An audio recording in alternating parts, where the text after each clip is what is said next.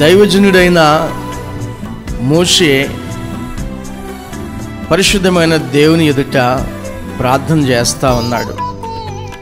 నేను ఇంత పెద్ద భారాన్ని మోయలేకపోతున్నాను నాయన, నా వల్ల కాదు.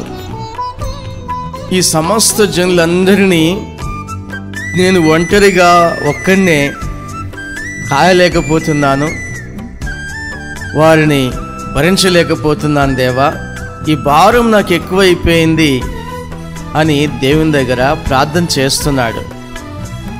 అలాంటి సమయంలో వెంటనే పరిశుద్ధమైన దేవుడు అతనికి జవాబు ఇస్తున్నాడు.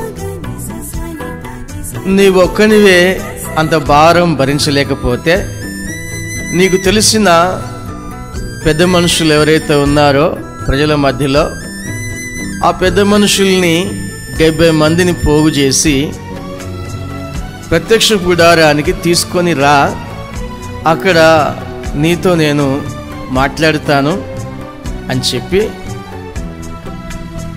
వారి మీద నీకు ఇచ్చిన ఆత్మలో ఒక భాగం, నీకు ఇచ్చిన ఆత్మలో ఒక పాలు వారి మీద కూడా కుమ్మరిస్తాను.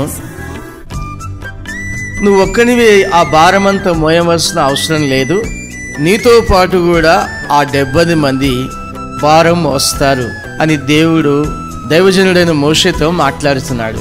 ఈ ఉదయకాల సమయంలో నీ జీవితంలో ఏ భారం ఉందో ఆ భారము మోయలేకపోతున్నావేమో, నువ్వు మోకరించి ప్రార్థన చేసి చూడు, వెంటనే దేవుడు నీకు సహాయం చేస్తాడు.